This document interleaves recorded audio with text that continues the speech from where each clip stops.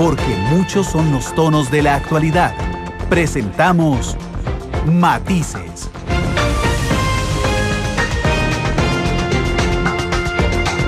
Una producción de Noticias Monumental.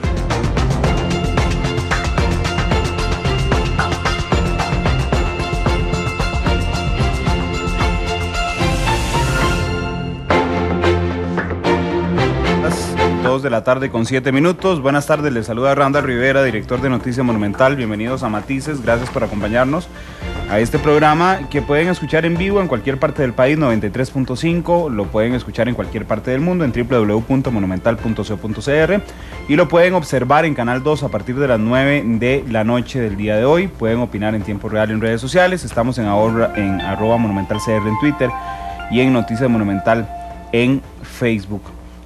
Hoy vamos a hablar de la situación de la seguridad en el país, los retos que tiene la actual administración en temas de seguridad y aprovechando, además, voy a pedirle a todos nuestros oyentes que siempre aprovechan muy bien las llamadas telefónicas, que hoy también, si tienen algo que denunciar referente a la seguridad, pueden hacerlo con toda libertad a través del 905-222-0000. Antes de presentarles a nuestros invitados y de ir con el tema de fondo, quiero comentarles dos informaciones que han surgido en los últimos minutos. Primero, hay un temblor de 6.8 que sacudió el norte de Japón hace unos minutos. Todavía no se llama terremoto porque no hay daños confirmados. Sin embargo, este sismo de 6.8 activó la alerta de tsunami que está activa en el Pacífico Asiático, pero además se dio en Fukushima, en la localidad que tiene un enorme reactor nuclear que, recordemos, ha generado muchísimas alertas en los últimos 2 años. Esto por un lado. Por otro lado, en Israel y particularmente en Gaza sigue muy cruenta la situación. Hay alrededor de 100 personas fallecidas, 2 en el lado israelí, 98 en Gaza, de los cuales hay 23 niños y cerca, si contamos a estos 23 niños, 80 civiles de los 100 muertos. Mucho más grande que un daño colateral, digamos, a un ataque entre las fuerzas de Hamas, que es el grupo terrorista palestino, y la respuesta que está haciendo el ejército israelí. Hoy hablábamos hace un par de horas con Rodrigo Carreras, el embajador de Costa Rica ya en Israel, que estaba celebrando la cena de Shabbat con una familia judía, que estaban cantando precisamente para intentar disminuir la tensión que se vive tanto del lado israelí como del lado palestino, donde hay 700 personas heridas de Gaza que han pasado con la frontera hacia Egipto. Son las 2:10. Vamos con el tema de fondo, el tema del reto, de los retos en seguridad pública, y vamos a escuchar el boceto que nos hace nuestra productora Isel Martínez, un estado de situación muy breve que nos hace sobre los números que tenemos en este instante en seguridad para venir a analizar el tema en esta mesa de lujo, y les presento a nuestros invitados. Las grandes obras inician con un borrador. Para elaborar el tema de hoy, este es nuestro boceto. Detienen a 6 presuntos miembros de un cártel de narcotráfico salvadoreño. Policía de Control de Drogas desarticula banda internacional de narcotráfico y detiene a 9 personas. 16 allanamientos dejan 10 detenidos por narcotráfico en Punta Arenas. Allanamientos, delincuencia y hasta homicidios son ligados al tráfico de drogas. Una situación que pone al país en un lugar negativo. Al finalizar la década de los 80, la noticia sobre la infiltración del narcotráfico en Costa Rica levantó la alerta. Se estima que en 1986 los decomisos pasaron de entre 30 a 40 kilos anuales a 600 kilos de cocaína. Según la organización Global Financial Integrity, el flujo de dinero ilícito en el país desde el año 2000 hasta 2010 fue de 64.000 millones de dólares, lo que representó aproximadamente el 10% del Producto Interno Bruto. En 2013 se decomisaron 18 toneladas de cocaína. En lo que va del año, la cifra llega a 13.9 toneladas. De ellas, 9.3 se incautaron durante la actual administración del presidente Luis Guillermo Solís. A pesar de que para el 2014 el presupuesto nacional asignó 5.461.000 millones de colones a la Policía de Control de Drogas, solo en 2012 el gobierno de Estados Unidos gastó 18 millones de dólares en ayuda de seguridad para el país. Incluso las autoridades en diversas ocasiones han reconocido la importancia de la colaboración internacional para el combate al narcotráfico. ¿Acaso son suficientes los recursos para el combate del narcotráfico? ¿O es una lucha del burro amarrado contra el tigre suelto? En Matices le damos algunos tonos del tema.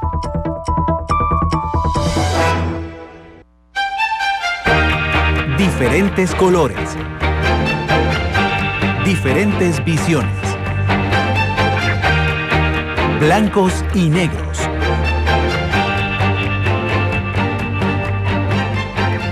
Son las 12:12. Voy a presentarles a nuestros invitados para analizar este tema. Está aquí en la cabina monumental don Celso Gamboa, ministro de Seguridad Pública. Don Celso, ¿qué tal? Muy buenas tardes y gracias por estar aquí. Gracias, Randall. Muy buenas tardes, don Fernando. Y para mí es un privilegio acompañarlos en la tarde de hoy. Gracias, don Celso. Don Fernando Berrocal también está con nosotros, exministro de Seguridad Pública. Don Fernando, ¿qué tal? Buenas tardes. Muy bien, muchísimas gracias y un gran gusto de estar con usted, Randall, y con el ministro Gamboa aquí en Radio Monumental. Gracias a las personas que nos están reportando sintonía ya. Ahí está Stuart Marín reportándonos sintonía, dice que se está matizando en la tarde junto con nosotros. Les recuerdo que tomando en cuenta que está don Celso hoy aquí con nosotros, pueden hacer cualquier consulta, que sé que don Celso siempre está atento a redes sociales y a todo esto de denuncias, pueden hacerla también al 905-222-0000. Don Celso, sería yo un pésimo periodista y poco curioso si no le pregunto qué fue lo que pasó con el balazo, que hace una hora hizo usted una conferencia de prensa anunciando la sanción a un grupo de policías, don Celso. Bueno, en principio, en horas de la madrugada, a la 1 de la mañana precisamente, se nos hace un reporte de que personas en motocicleta disparan contra una de las unidades de fuerza pública que está a unos 50 metros de la casa del condominio en donde reside el presidente Luis Guillermo Solís Rivera. Se inicia, por supuesto, un amplio despliegue de seguridad, hay un oficial herido en su pantorrilla, llegan otras unidades, se hace un reporte por escrito, se inicia una causa de investigación, y pues comenzamos a precisamente analizar cada uno de los detalles por los cuales los compañeros nos estaban refiriendo que había acontecido el hecho, y se logra determinar que el disparo no viene de afuera hacia adentro, sino que el disparo sale de la propia patrulla. Que esto es un error humano, que no es válido, pero es entendible que la gente pueda fallar, que pueda cometer algún error. Lo que es lamentable y lo que hemos señalado es que en el Ministerio de Seguridad Pública vamos a tolerar errores, porque los vamos a cometer, pero no vamos a tolerar mentiras. Esto generó evidentemente alerta nacional, un disparo contra una patrulla cerca de la casa del presidente, es muy grave, esto trasciende al país. Sin embargo, las pesquisas de investigación que se han hecho, la trayectoria de la bala, ahora le voy a mostrar una fotografía incluso de cómo sale, pues evidentemente nos permiten sugerir que una mala manipulación del arma de fuego por parte de los oficiales de fuerza pública, pese a que están bien capacitados, y se dio el evento. Lo triste, lo lamentable es que se diga que es un atentado contra la patrulla, ¿verdad? Y que haga que nos movilicemos, que todos madruguemos para ver qué era lo que pasaba, cuando en realidad, pues, lamentablemente fueron oficiales de la fuerza pública encubriendo un error que les trae peores consecuencias, porque emiten un informe por escrito donde dan cuenta de eso, se abre una causa penal por un delito de tentativa de homicidio, y ahora pues en coordinación con el Ministerio Público esta gente se puede ver inmersa o investigada en el delito de simulación de delito y de falsedad ideológica por elaborar un informe que puede ser falso. Pero además hacen caer al ministro en un error, porque yo lo entrevisté a usted en la mañana, don Celso, y usted nos decía, bueno, vamos a investigar si hay una especie de plan organizado para atacar a la fuerza pública producto de los golpes al narcotráfico, y termina siendo un error de un oficial que entiendo entonces se le disparó aquí en el, no sé cómo se llama. No se le dispara ahí, sino que al parecer se le dispara a su compañero. Es la dinámica, es la que no vamos a poder determinar jamás. Lo cierto es que hace 2 días sí sufrimos un atentado, un disparo contra un compañero que fue herido. Estamos muy intensos contra las personas que viajan en motocicleta, sobre todo cuando van 2 personas en motocicleta, contra las motocicletas sin placa, ¿verdad? Y esperábamos algún tipo de represalia. Lamentablemente nuestro capitán Berrocal fue asesinado la semana pasada allá en Parrita. Hemos sufrido muchas agresiones para la fuerza pública y estamos con las máximas alertas. Lo que no se vale es jugar precisamente con esas situaciones y, por supuesto, y mucho menos faltar a la verdad con hechos como ese, en donde pues cualquier patrono puede tolerar un error de su subalterno si es bien explicado. Yo tengo un colega que respeto mucho, Cristian Cambronero, y pone en Twitter: no puedo creer lo de los policías, lo que me pregunto es ¿a quién tienen cuidando al presidente? Por supuesto, la seguridad del presidente no depende de fuerza pública, depende de la DIS, ¿no? Esta unidad no es la que custodia al presidente de la República, es una unidad que estaba aparte, que llega a dejar suministros, ni siquiera es los que están a cargo del presidente de la República, que tiene una protección especial con un grupo asignado a cargo del señor Mariano Figueres. Ok, bueno, ya pasamos la página al análisis del tema de seguridad. Me llamó la atención hoy las declaraciones que hacía don Celso en la mañana, que decía, bueno, es que estamos atacando fuerte al narcotráfico y podemos ser víctimas, la fuerza pública, de represalias. Y yo le recordé en la entrevista a don Fernando el hecho de 2006, cuando usted ingresa como ministro, ¿verdad? Que antes lo normal eran decomisos de 1.000, 2.000 kilos, de un momento a otro nos encontramos decomisos de 8.000, me acuerdo de uno, 9.000, y entonces usted es el que se vuelve blanco de los grupos organizados y el ministro de la presidencia en ese entonces. ¿Cómo enfrentar, porque les ha ido bien, muy bien en el decomiso de las drogas, cómo enfrentar eso de volverse de un momento a otro el blanco de los grupos organizados? Bueno, digamos, es parte del oficio, digo yo. O sea, eso tiene que cuidarse mucho.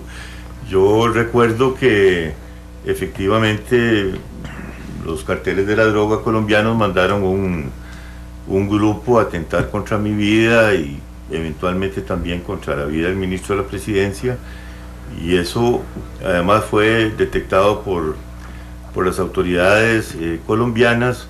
Nosotros en el Ministerio de Seguridad lo tuvimos, digamos, un poco silenciado esa información, pero fue precisamente el fiscal general de la República que recibió la misma información, el fiscal Dalanés en ese entonces, quien lo hizo público en una conferencia de prensa, porque la propia Fiscalía colombiana lo había alertado.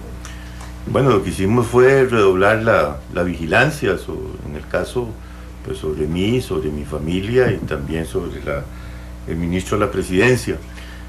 Felizmente se logró capturarlos, se les capturó y se les envió detenidos a Colombia y fueron enjuiciados allá, pero esos son los riesgos, esa es la realidad. Es que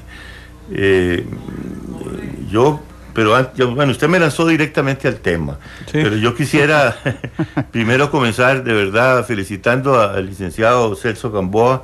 A mí me parece que fue una excelente decisión del presidente Luis Guillermo Solís, no solo el haberlo mantenido en el gobierno, sino en ascenderlo de viceministro a ministro. Creo que lo está haciendo muy bien. Creo que el país puede estar tranquilo porque hay un manejo profesional, técnico.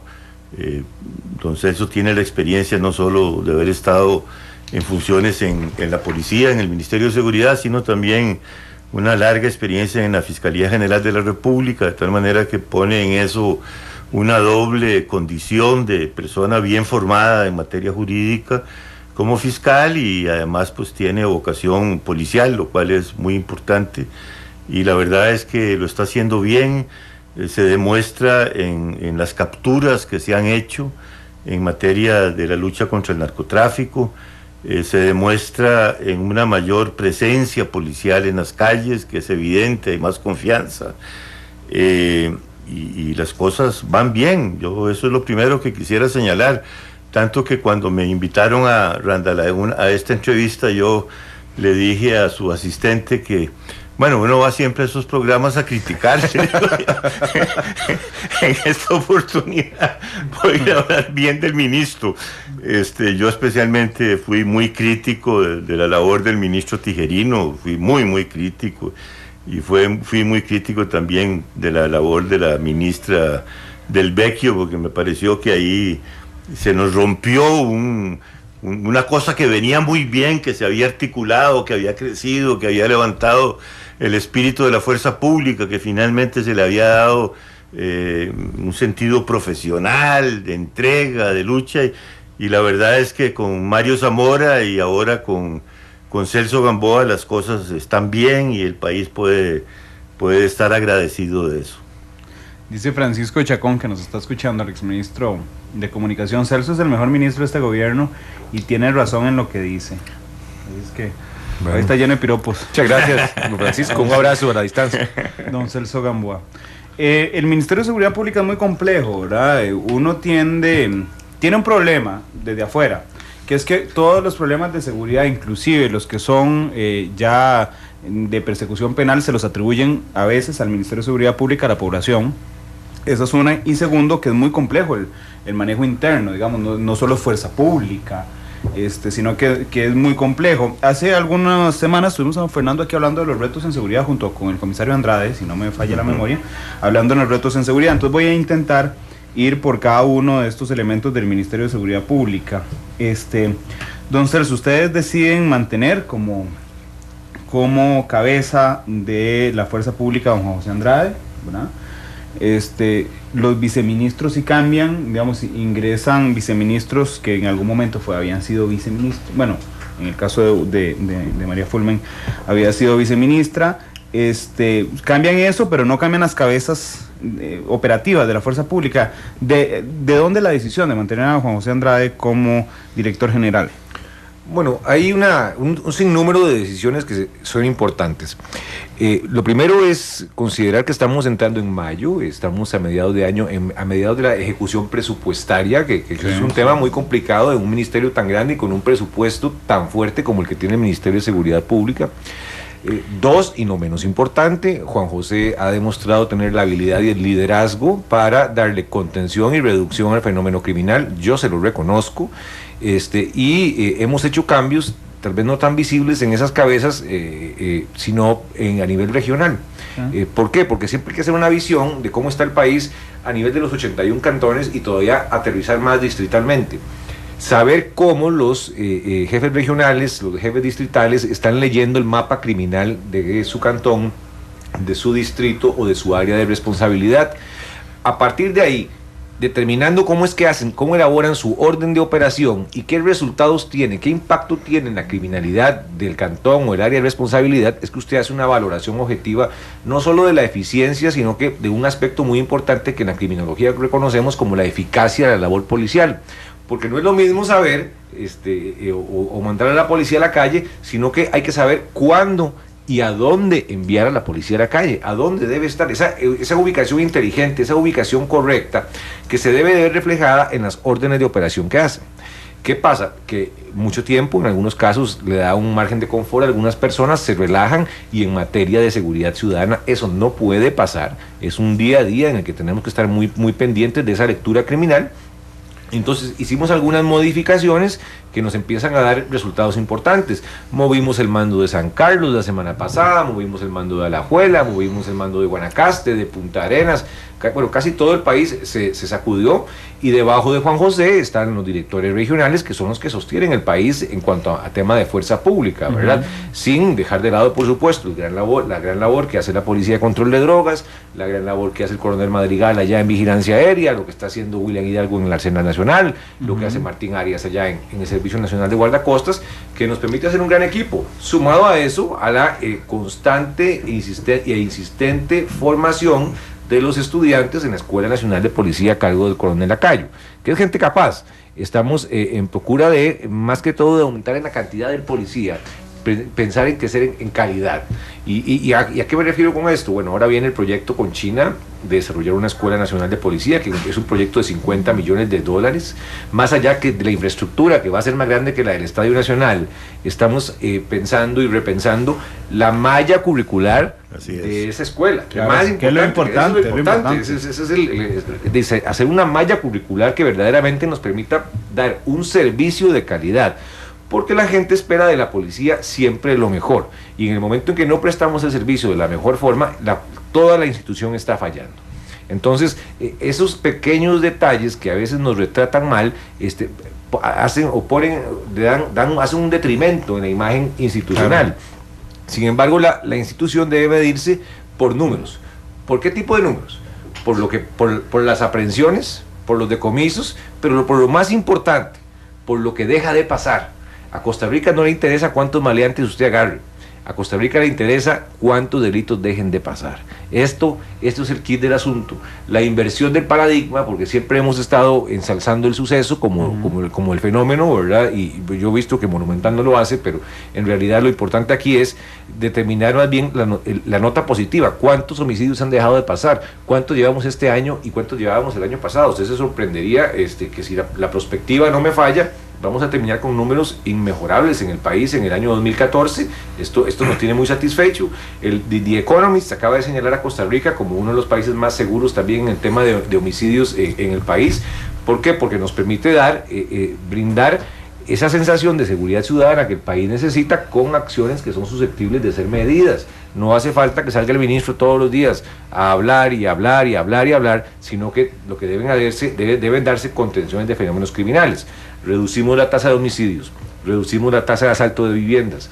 Tenemos un problema que no lo va a poder resolver nadie, que fue la eliminación de la cuantía por parte de la Asamblea Legislativa. Entonces, le voy a decir mi perspectiva: los hurtos nunca van a bajar en Costa Rica a menos que se vuelvan a establecer las contravenciones, porque ahora cualquier cosa es hurto. Hasta la sustracción de este pequeño paquete ya es considerado delito, de manera tal que usted podrá ver algunos titulares: aumentan los hurtos. Sin embargo, habría que ver qué tipo de hurtos. También el OIJ ha sido muy transparente, muy claro al señalar que se han dado muchos hechos fraudulentos con la interposición de denuncias para recuperar seguros de teléfonos celulares, que son aspectos que entran a jugar acá, claro. Que uno debe empezar a considerar. Sin embargo, internacionalmente se ha reconocido la tasa de homicidios como uno de los factores fundamentales para medir el estándar de seguridad del país, y Costa Rica tiene el mejor del área. Por supuesto que siempre en seguridad va a faltar más. Tenemos talento humano, que es lo más importante, tenemos la voluntad para hacerlo y pues no estamos cerrados, no nos creemos dueños de la razón, recibimos consejo constante, hay gente que opina, opiniones muy válidas. Don Fernando opina, otros ministros también han opinado, y de todas esas ideas de buenos costarricenses, que esto es por Costa Rica, pues se salen todavía mucho mejores ideas. No es un tema egoísta, es un tema país, la seguridad es un tema de todos, y yo he entendido que todo el país se ha vinculado directamente con el tema de seguridad ciudadana, sin ningún tipo de mezquindad, sin ningún tipo de color político, porque hay algo que nos une, todos queremos estar seguros. A mí me llamó la atención en el último programa que estuvo aquí don Fernando, porque se cerraba con muy buenos índices de seguridad, pero don Fernando ponía el punto en algunos aspectos que si usted no hubiera estado dentro del ministerio, don Fernando no los conocería, porque de afuera no se ven fácilmente, y que creo que más allá de achacárselos o no a la entrante administración, que yo creo que no, porque Celso ha hecho muy buen trabajo, es hablar de los retos que hay.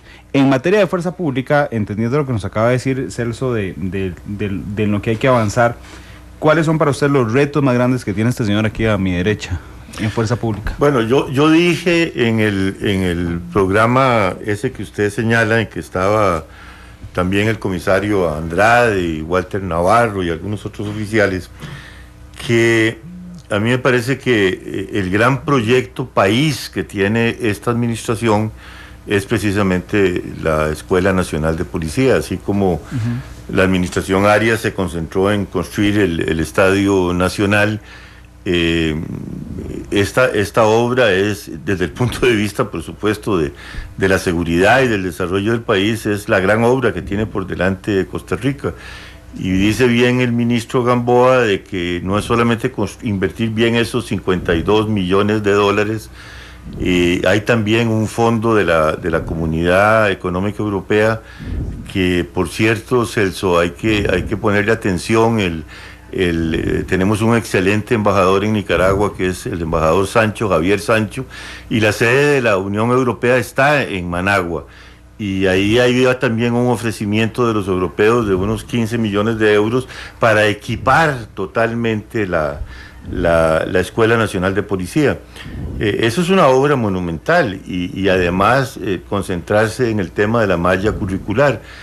Eso tiene que ver con no solo con la capacitación propiamente policial, que eso es importante, porque yo siempre he defendido, que Está bien, no tenemos ejército, nadie quiere tener ejército, pero hay que tener la mejor policía y esa es la única seguridad que tiene este país, y tener la mejor policía significa capacitar a los policías para ser unos excelentes policías profesionalmente, pero tiene que ver también no solo con esa capacitación técnica propia de la formación de un policía, tiene que ver con un concepto filosófico del tipo de policía y de seguridad que quiere este país.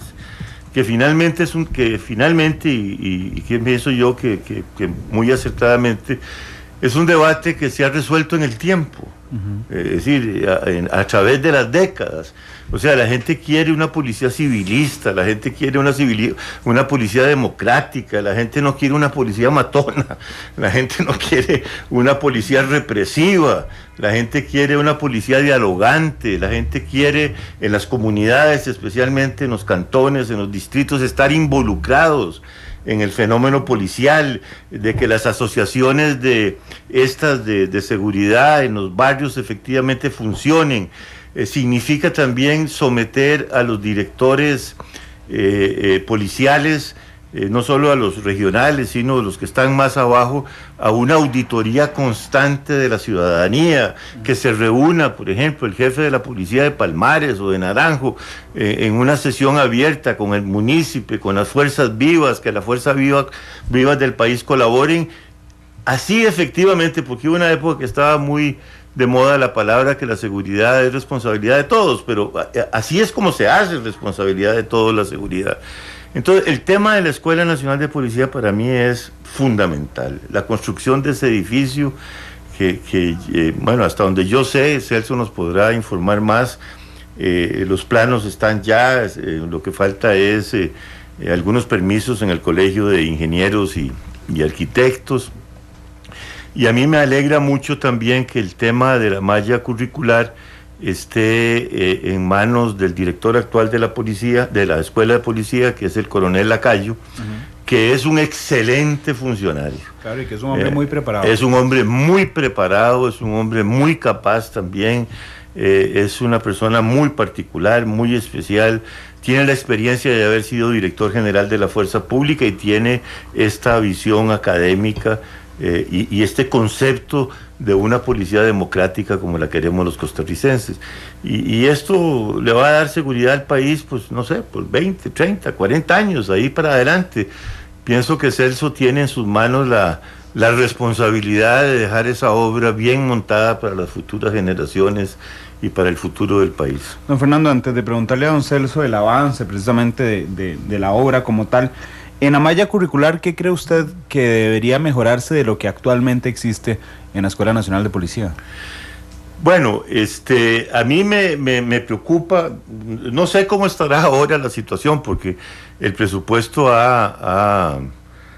ha aumentado significativamente, creo que anda como en más de 200 mil millones de colones, ¿verdad? Y eso, a mí me preocupa mucho no solo la capacitación de los nuevos cadetes, sino la permanente capacitación de los que ya están, el reciclaje de los policías que ya están en acción, porque a mí una de las cosas que más me angustiaba era, por lo menos cuando llegué al ministerio, que en el principio de la administración del presidente Arias, que teníamos policías en las calles que habían hecho todo el curso de tiro al blanco, por ejemplo, que es muy importante, y que después nunca más habían vuelto a disparar un arma, ¿verdad? Ese tipo de cosas, ¿verdad? O sea, hay que estarlos reciclando, hay que estarlos trayendo, hay que estarlos teniendo permanentemente en una cosa tan fundamental como es pues la parte del manejo de armas, que es un tema fundamental. Y otro tema que yo insisto mucho es la disciplina. Esto hay que ser claro, Randall, es decir, y vuelvo al tema que a veces los costarricenses nos confundimos. No es una visión militar de las cosas, porque no se trata de eso, pero una policía tiene que ser disciplinada y tiene que ser jerarquizada. Es decir, ese principio de mando, de la jerarquía, de la disciplina, y el que entra a la policía tiene que entender que, y sí, va a ser una vida de sacrificio, pero es también una vocación de servicio público que pasa por esa condición. O sea, no se vale, por ejemplo, lo que usted acaba de decir, ministro, y me alegra muchísimo.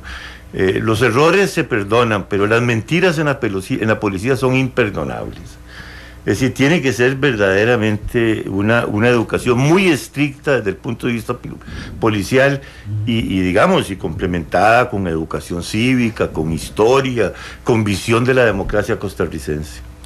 Nos está preguntando Ricardo Sobrado ahí en Twitter que expliquemos qué es malla curricular. Malla curricular es una especie de plan de estudios, es sentarse a pensar qué van a dar, cuáles son las materias, cuáles son los contenidos que se van a dar mientras los nuevos policías estudian en la Escuela Nacional de Policía, y el elemento que suma don Fernando, que es que los policías actualmente ya en la práctica vayan de una vez capacitándose.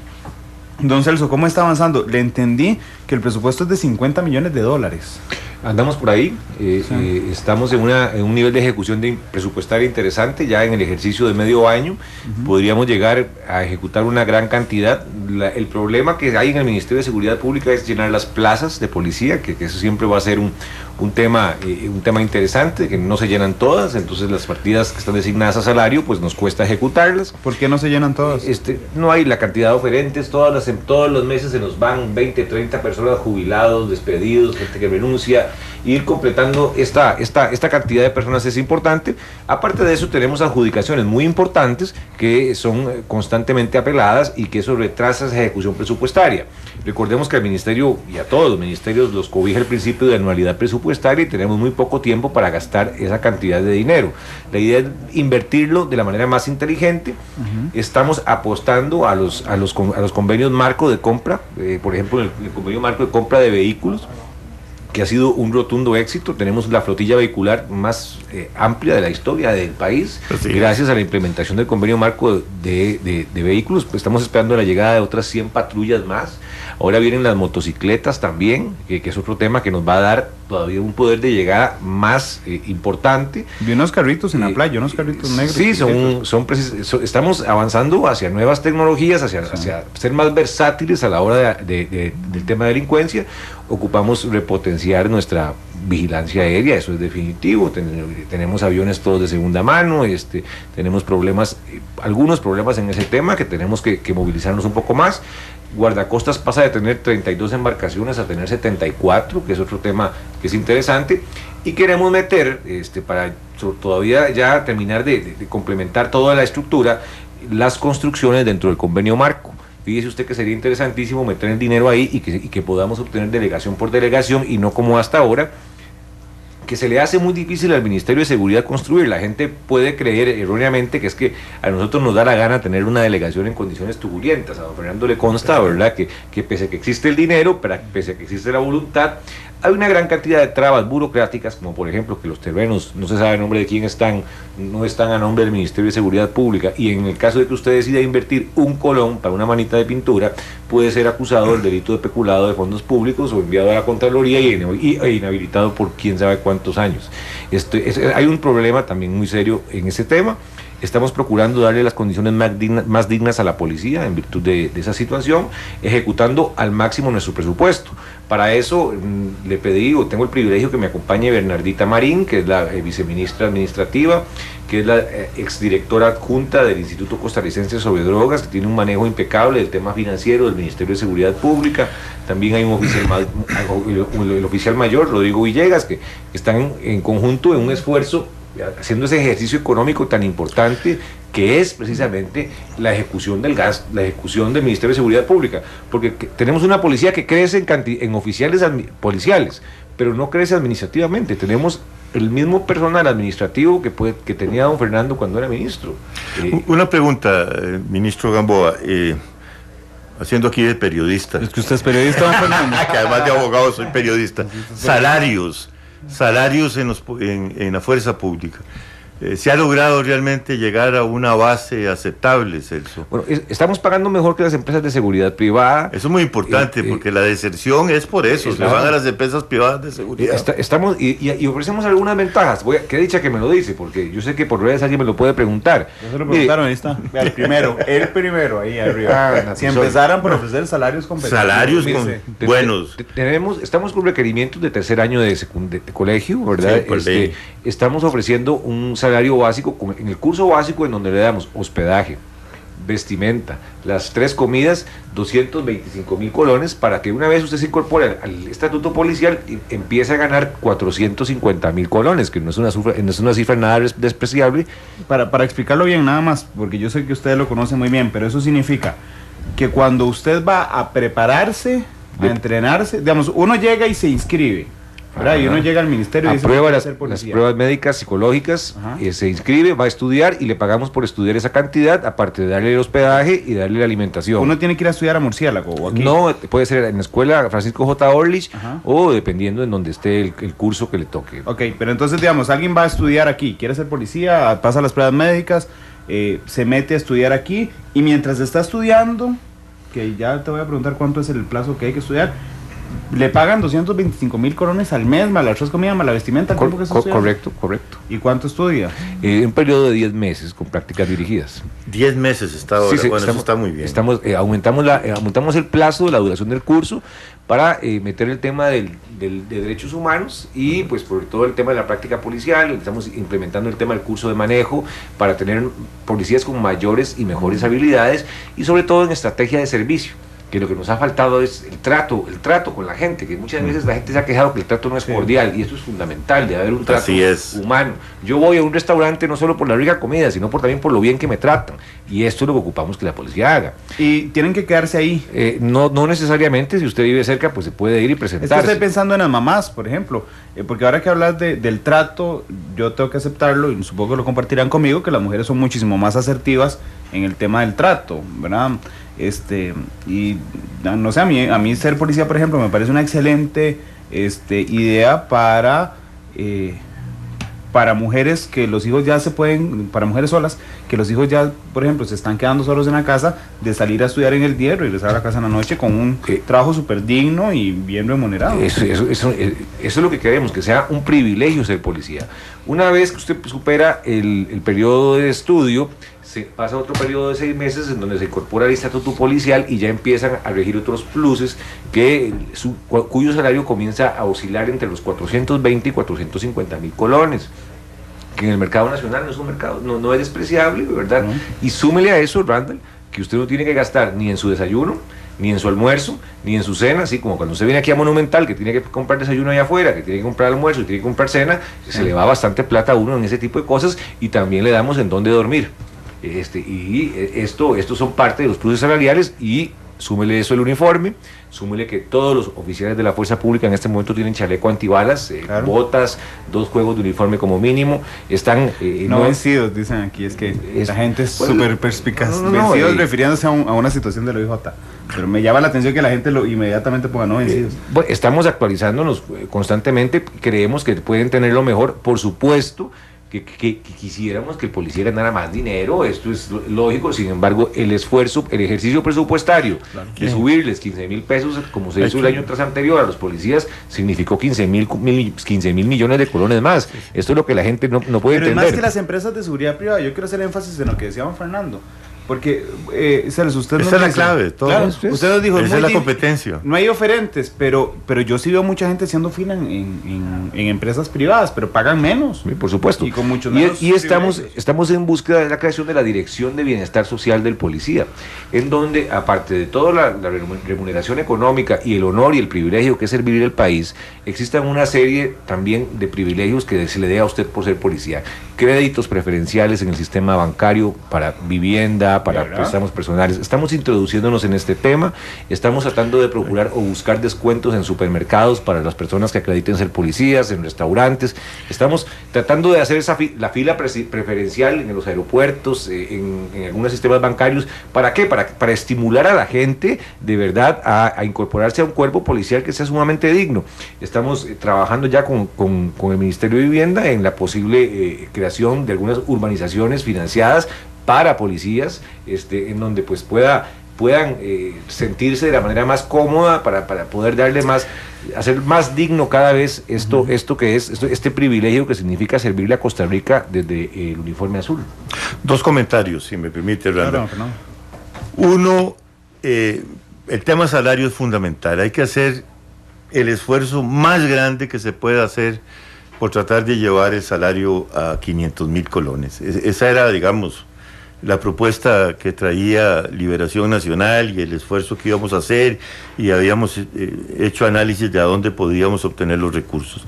Ya eso es un salario de $1,000, que ya no solamente es un buen salario nacional, sino que es un salario competitivo internacionalmente. Y la otra cosa es una pregunta al ministro Gamboa. Nosotros estábamos manejando la tesis de cambiar la alimentación, o sea que se les da desayuno, almuerzo y cena, por el concepto de un bono alimentario. Esto yo sé que es discutible, ¿verdad? Pero también, digamos, sacaría de las delegaciones policiales la cocina y el tener un montón de funcionarios en ese tipo de labores, que es una labor pasiva. Y estimularía también algún tipo de economía, especialmente en el interior del país, a nivel de los pueblos, en el sentido que podrían organizarse señoras o cooperativas o lo que fuera, pues para proveer el alimento de los policías. No sé, es una tesis controversial, tiene mucho tiempo de estar dando vueltas. ¿Qué piensa, ministro? Acuérdese que yo aquí estoy. Ya yo dije lo que tenía que decir como exministro de la excelente labor que está haciendo. Ahora le pregunto para complementar. La postura es muy válida. Imagínese usted el dineral que nos podríamos ahorrar. Un ahorro enorme. Al darle a usted una tarjeta para que usted vaya a los comercios y lo que estimula la economía del lugar en donde estemos. Si yo le doy a usted una tarjeta para que usted vaya y la gaste en comida, en su almuerzo, en su desayuno, en su cena, y aparte de generar presencia policial en el restaurante, que ver un uniformado, pues de verdad que uno por lo menos se tranquiliza. Lo que nos ahorraríamos de comprarle el arroz, los frijoles, la proveeduría al Consejo Nacional de la Producción, que nosotros somos su principal cliente junto con el Ministerio de Justicia. Sin embargo, pues ustedes lo entenderán, igual que yo ahora en el mundo de la política, que son decisiones que evidentemente, pese a que podrían ser muy, muy coherentes, tienen otro tipo de implicaciones que podrían dar al traste con el buen término de algunas otras oficinas, como el CNP. Imagínense que dejáramos de comprar el CNP, ¿qué pasaría? Sería interesante. Sí, también se nos ha planteado que en lugar de darles el alimento, se lo demos en efectivo, que podría pasar también con sus oficiales, ¿verdad? Hay muchas variables que entran en consideración. Se ha planteado su idea, se ha sopesado en el Consejo Superior de Oficiales, hay pros, hay contras, pero al final la decisión tiene que ser de corte político, porque dejaríamos de ser uno de los principales compradores del CNP nosotros, junto con Justicia, que para alimentar a los reos, y nosotros para alimentar a los 14,000 policías somos los que más compramos comida. Pero entonces eso significa que hay personal en las delegaciones para cocinar, ¿no? Por supuesto. Así es. Es que, digamos, y un esfuerzo de proveeduría enorme por comprar verduras. Sí, no, y además y por transportarlas a las delegaciones policiales del interior. Es que son cosas que con las que ustedes están muy familiarizados porque estuvieron ahí. Pero, por ejemplo, yo no tenía idea, lo confieso, de que los policías comieran en las delegaciones. Yo pensé que llevaban su almuerzo como lo hace el resto de gente. No. Y que además cocinaran en las delegaciones. Y cocinan rico. No, seguro que sí. Pero eso significa tener personal dedicado a hacer eso, ¿verdad? Tenemos armeros, tenemos cocineros, tenemos la persona que hace el aseo. Hay una gran cantidad de funciones que se tienen que realizar dentro de cada comandancia, dentro de cada delegación, para estar precisamente pendiente de la salud de nuestra gente, con una nutricionista general que nos da pues una alimentación adecuada, el balance, lo que tenemos que darle a los muchachos y muchachas para poder estar bien alimentados. Hasta estos aspectos, hasta la calidad de la papa que nos vende el CNP tenemos que estar revisando, hasta las balas, los chalecos, todo entra dentro del mundo de la proveeduría que está en el Ministerio de Seguridad Pública, por eso es que le digo que es un mundo tan apasionante, tan interesante, y cuando uno sale, don Fernando va a ser testigo, que quiere volver.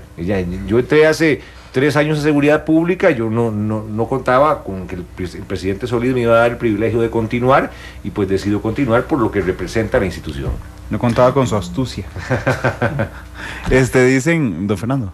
No, yo quería plantear también otro tema, lo que usted decía de los grandes retos, que me parece que es el otro gran reto que tiene esta administración y que tiene el ministro Gamboa, que también salió aquí en este programa que hicimos en Matices, en Radio Monumental. La gente no sabe también de que hay una fuerza pública en el Ministerio de Seguridad Pública, con sus diferentes cuerpos, como lo ha dicho acá don Celso, pero que también hay otras policías, y algunas de esas por la libre, ¿verdad? La municipal, por ejemplo. La municipal, yo se los digo sinceramente, yo vengo hace tiempo en una lucha que a mí me horroriza el tema de las policías municipales. Estoy de acuerdo con el concepto. O sea, hay funciones en los pueblos que deben hacer las policías municipales o en las grandes ciudades, aquí por ejemplo en San José, pero no hay ley. La coordinación es más que todo una coordinación de ocasión o por buena voluntad de los oficiales al mando. Está también la policía hacendaria, igual tiene su propio mando, depende del Ministerio de Hacienda, y lo que más me preocupa sinceramente desde el punto de vista de la utilización racional de los recursos es el caso de la policía de tránsito en el Ministerio de Obras Públicas. Los tráficos ganan más, está muy bien, pero se dan unas incoherencias, ¿verdad?, que se han resuelto, pero no termina de articularse bien el tema. Como he dicho muchas veces, de que hay un par de oficiales de tránsito y se está desarrollando un hecho delictivo en una tienda, un robo, un hurto. Bueno, no es problema de la policía de tránsito.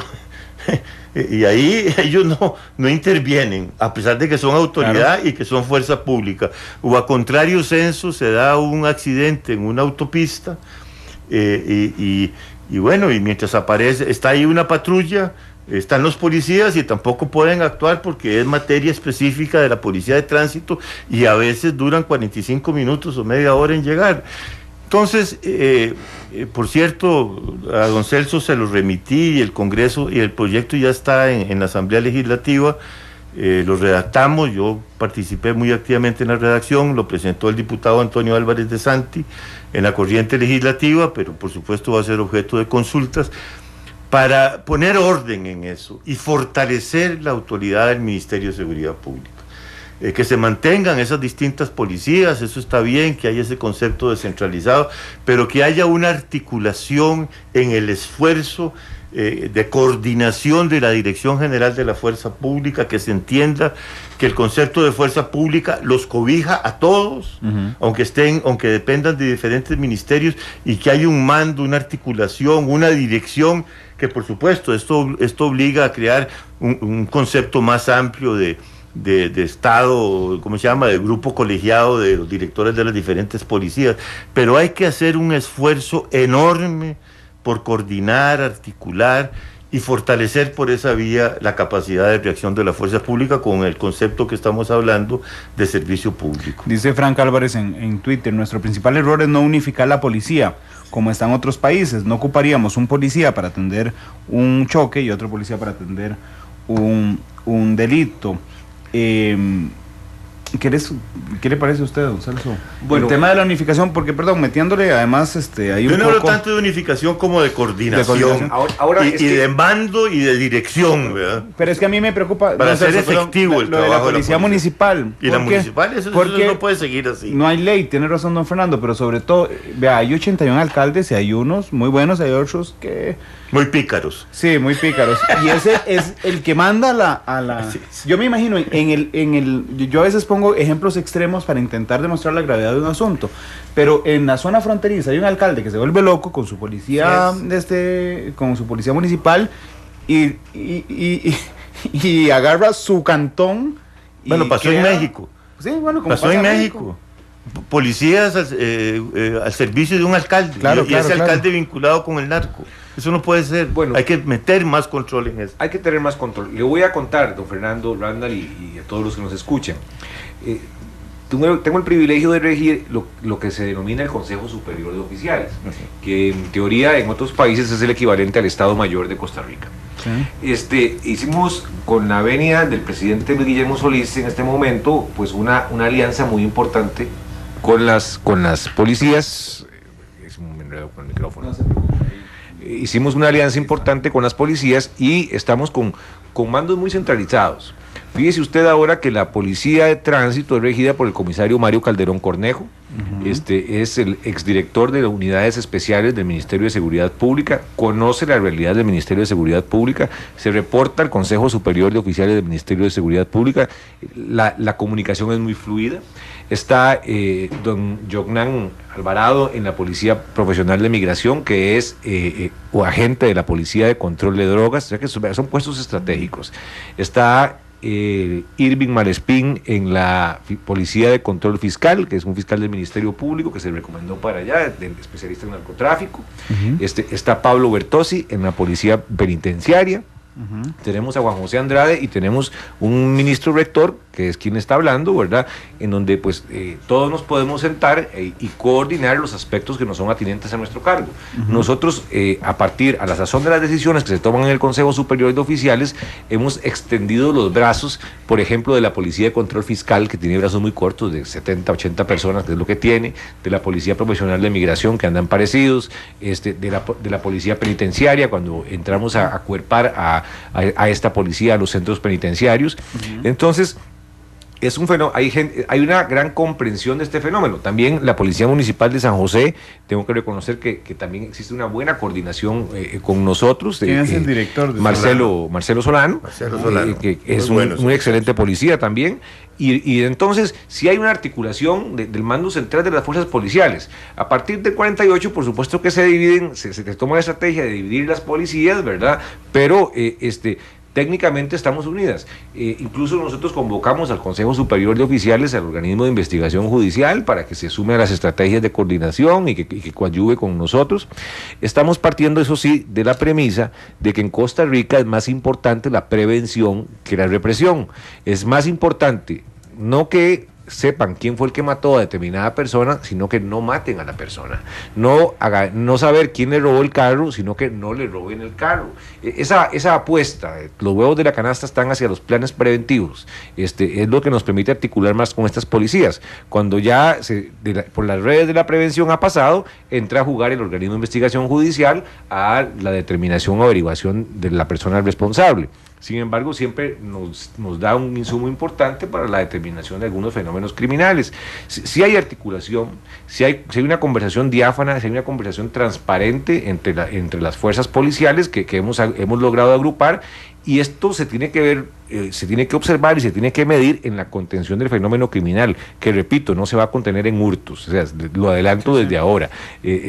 Sí tenemos que poner énfasis en el tema de asalto a peatón, determinar las características de lo que está pasando, si son asaltos verdaderos o algunos hechos, como ya lo ha acreditado el OIJ, simulados, pero el país ahora, por ejemplo, en incautaciones de cocaína, ha dado números que me tienen muy sorprendido gratamente. Todavía vienen más resultados. La próxima semana espero anunciar todavía más decomisos de cocaína que ponen al país como el más incautador de la región, más que Panamá y más que México en este momento, dando golpes en todas las áreas, con una estrategia contra el crimen organizado muy puntualizada, y se la puedo resumir si me da Don Celso, pero ya casi vamos a crimen organizado, porque necesito detenerme un momento en la coordinación.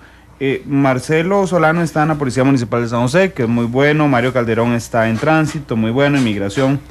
Pero en realidad eso depende de la coyuntura. A mí lo que me preocupa es que no hay nada escrito, ¿verdad? Es como, digamos, no hay un marco, porque ahora hay gente muy buena, pero de un momento a otro se vuelve loco alguien de nuestros años. Ese es el proyecto de ley que yo digo que presentamos, que elaboré, tomó mucho tiempo, colaboraron muchos exoficiales y oficiales, incluso activos, en un esfuerzo de poder poner en blanco y negro un proyecto de ley.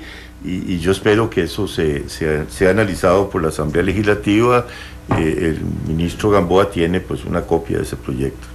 Porque a mí me preocupa el tema, digamos, la Policía Municipal. Estaba buscando cuántas municipalidades tienen Policía Municipal, ¿verdad? Y no sé cuántas municipalidades tienen Policía Municipal. Sé que la de San José tiene, sé que la de Cartago tiene, sé que Heredia tiene, sé que Escazú tiene, y ahí me quedé porque no me aparece más en internet. ¿Cómo lograr...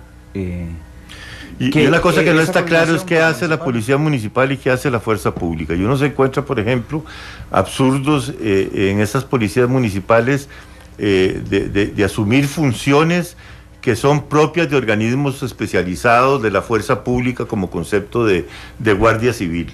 Ahí también hay que especializar las policías municipales en lo que les corresponde.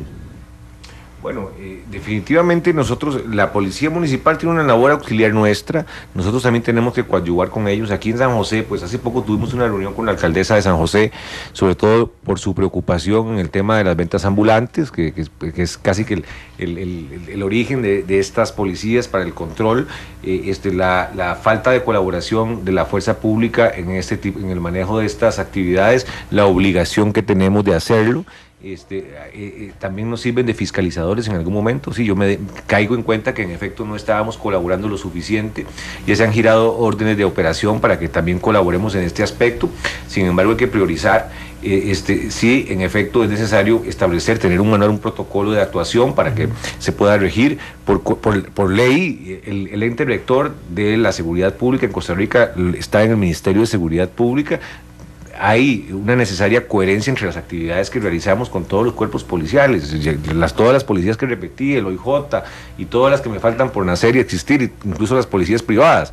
Debe haber esa coherencia, debe existir eso. ¿Para qué? Para obtener el resultado que Costa Rica aspira, una mejor condición de seguridad ciudadana. Hacia eso es lo que estamos aspirando todos, hacia eso es lo que buscamos. El trabajo es coherente, es técnico. Yo creo que tiene, por supuesto, es susceptible de ser mejorado por mucho. Sin embargo, pues está dando los mejores resultados. Hace poco estuvo el presidente Otto Pérez Molina aquí en Costa Rica y se llevó pues elementos muy importantes de la estrategia Costa Rica, en qué consistía, cuál es el secreto costarricense que puede replicarse en otros países del Triángulo Norte y que puedan tener éxito. Bueno, hay talento de exportación en el país que pueda replicarse allá. Voy a robarles unos minutos, no ha ido a ningún corte, llevamos una hora seguida conversando. Vamos al corte comercial, regresamos. Antes de hablar de crimen organizado y de policía control de drogas, que es un tema amplio, vamos a habilitar el 905-222-0000. Si tienen alguna consulta sobre el tema de seguridad, bienvenida a su llamada 905-222-0000, igual que en Twitter, donde hay muchísimas opiniones esta tarde. Así es que vamos a la pausa, habilitamos la línea, regresamos con sus consultas u opiniones y también hablar más sobre el tema de seguridad.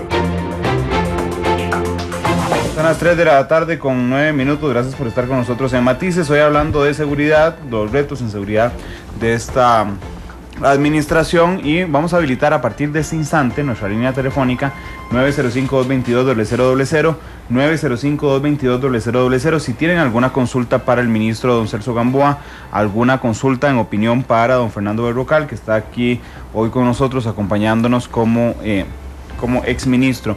Ahí se llenó la línea en la central ya, 3:09. Muy buenas tardes, ¿cuál es su nombre? Buenas tardes, mi nombre es Carlos Picado. Carlos, gracias por llamar, adelante.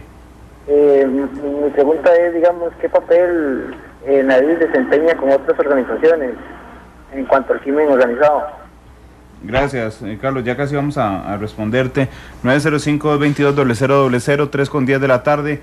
Buenas tardes, ¿cuál es su nombre? Buenas tardes, Roberto Gutiérrez. Don Roberto, gracias por llamar, adelante, por favor. Gracias, una consulta quizás se sienta algo descabellada, pero estamos en manos de grupos privados que, entre comillas, prestan seguridad. La posibilidad de hacer las reformas que sean pertinentes y que esa seguridad nos la venda a las comunidades, el mismo Ministerio de Seguridad, creo que sería oportuno, tomando la experiencia que ya en el campo tienen ellos. Muchas gracias. Gracias, don Roberto, por compartir con nosotros su opinión. 3:10 de la tarde, 905-222-0000. Muy buenas tardes, ¿cuál es su nombre? Sí, buenas. Sí, buenas, ¿cuál es su nombre? Juan Reyes, para servirle. Don Juan, gracias por llamar. Adelante, por favor. Todo lo que se ha hablado está bonito, lo que son alimentaciones, lo que son el hospedaje, la vestimenta del policía y todo eso. Yo solamente le tengo una pregunta. La cuestión del lugar de trabajo del policía, ¿no hay alguna forma de mejorarla? Ese policía que tiene que cruzar de frontera a frontera para trabajar, ese policía que tiene que viajar un día antes, dejando su familia, su mamá, todo. Ese policía que tiene que gastar 50,000 pases mensuales por mes en un bus. Es el traslado, es mi consulta. Gracias, don Juan. Ya casi le vamos a consultar a don Celso. 3:11 de la tarde. Muy buenas tardes. ¿Cuál es su nombre? Buenas tardes, está Matamoros. Y gracias por llamar. Adelante, por favor. Yo escuché ahora, dentro de los comentarios que estaba haciendo uno de los panelistas, que habló sobre abrir más policías y no se sabe cuántos, si tenemos policías por abrir. Yo pienso que no sería mejor hacer más eficiente lo que tenemos ahora, en lugar de seguir abriendo ramificaciones de la fuerza pública. Otra cosa, ¿por qué no solamente hacer, como lo hacen los países desarrollados, un solo cuerpo policial para todo, como es en Estados Unidos, como es en Inglaterra, como es en Alemania? ¿Ah? Si somos un país de 4,5 millones de habitantes, nada más, casi 5. Eso es perfectamente manejable en nuestro país, digo yo, ¿verdad? Con mi corto conocimiento en el caso. Gracias. Gracias por compartir con nosotros. Son las 3:12 de la tarde. Buenas tardes, ¿cuál es su nombre? Bueno, ahí se nos cayó una llamada. 3:12, 905-222-0000. Muy buenas tardes, ¿cuál es su nombre? Gracias, don Randall. José, para servirle. José, gracias por llamar, adelante. Sí, mi comentario va con esto. Yo, primero decir que, mi novia es criminóloga de unos años para acá, por hacer trabajos con ella y demás, me ha interesado mucho, pero pregunta puntual, ¿hasta qué tope de edad alguien puede estar propenso a ingresar a la fuerza pública del país solamente? Gracias, José, ya casi vamos a responderte. Tenemos 5 llamadas y vamos a ir con 5 llamadas más. 3:13. Muy buenas tardes, ¿cuál es su nombre? Buenas tardes, Fernando Navarro, acá de Turrialba. Don Fernando, gracias por llamar, adelante. Para don Celso, ¿cómo podríamos para mejorar un poquito la planta física de las delegaciones? 1, y 2, tal vez una directriz a nivel nacional, que puede ser un arma de doble filo, porque yo soy educador y ser lo mío con los muchachos, para que los oficiales no usen tanto el celular cuando están laborando, ¿verdad? Porque eso lo sé también en las aulas, en el salón de clase nosotros. Buenas tardes. Gracias, don Fernando. 3:13. Muy buenas tardes, ¿cuál es su nombre? Gracias, Luis Diego Mora. Don Luis Diego, gracias por llamar, adelante. La pregunta mía es con respecto al estado físico de algunos oficiales. A veces pasa uno por algún lugar y ve unos oficiales que de seguro no corren 100 metros. Están muy gorditos, o sea, yo pienso que no es discriminación, sino que tienen que tener una condición física mínima para poder dar una calidad de servicio. Gracias, Luis Diego, por tu pregunta. 3:14. Nos quedan 3 llamadas telefónicas pendientes. Muy buenas tardes, ¿cuál es su nombre? Buenas tardes, mi nombre es Jairo. Jairo, gracias por llamar, adelante por favor. Primero que todo, estoy de acuerdo con lo que la última llamada, la condición física debe ser algo importante. Yo voy a opinar particularmente, acabo de llegar de Brasil, la seguridad que se esperaba tener en Brasil, suponíamos riesgos. Yo vivo en Tamarindo. La seguridad que tenemos en Tamarindo, Guanacaste, es pésima. Yo quisiera saber qué se está trabajando en las áreas turísticas de nuestro país, porque sinceramente vivimos con mucho temor, dejando de lado todo lo que ya se conoce de los males de las áreas turísticas. La seguridad como tal es una debilidad muy grande. Gracias. Gracias, Jairo, dichoso que andaba en Brasil. 3:15. Vamos con las últimas 2 llamadas. Muy buenas tardes, ¿cuál es su nombre? Buenas tardes, Jorge García, para servirle. José, gracias, adelante por favor. Jorge, a don Jorge. Gracias, adelante. Sí, un saludo a don Fernando y a don Celso. Hay una cosa que me dejó pensando ahora que don Celso habló, con respecto a que vamos a ser el país número 1 o estamos en primer lugar en incautaciones. Si estamos incautando tanto, ¿por qué no ponemos escáneres? Don Fernando conoce el tema, sería bueno que también lo comente con don Celso. Gracias, don Jorge. Vamos con la última llamada, 3:16. Muy buenas tardes. ¿Cuál es su nombre? Buenas tardes, Santos. ¿Me repite el nombre, por favor? Santos. Ah, gracias. Santos, sí. Adelante, por favor. A don Celso, mira que yo trabajo en seguridad privada, que le ponga costo a esto. Hay mucha seguridad privada trabajando sin carnet y que investigue eso porque aquí están explotando los oficiales de seguridad a 12 horas y están sin permiso por tener armas, que lo tienen vencido y dígale que le ponga costo a eso. Gracias, don Santos. Bueno, ahí están 10, disculpas, tenemos la central llena, pero solo 10 nos da tiempo de atender. Don Carlos, don Roberto, don Juan, don Fran, don José, don Fernando, don Luis Diego, don Jairo, don Jorge y don Santos, que nos llamaron esta tarde. Vamos a la pausa, regresamos para incluir estos temas en las conversaciones con don Celso Gamboa y con don Fernando Berrocal. Que echa que don Celso Gamboa, que está aquí, tendríamos el edificio lleno de chiquillas afuera. Si es Borges. No, ya tuve rédito por eso, ¿no? Sí, ahí he visto algunos mensajes en Twitter de gente que se confunde, don Celso. Bueno, de ahí es la ventaja de tener un nombre famoso ahora. 3:17, vamos a la pausa, regresamos.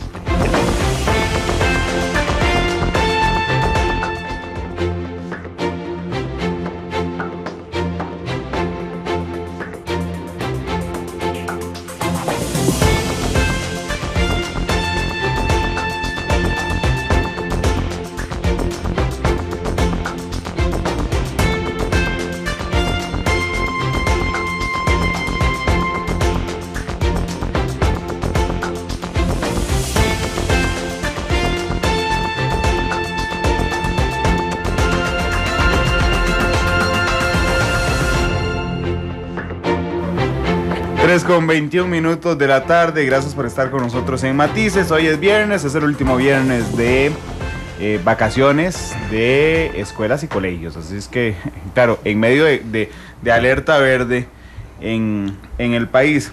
Me llama mucho la variedad de opiniones, ¿verdad? Digamos, hay gente que llamó hablando de la DIS, de seguridad privada, de las delegaciones, de las policías nuevas que podrían crearse, pero yo quería enfocarlo particularmente a Policía de Fronteras.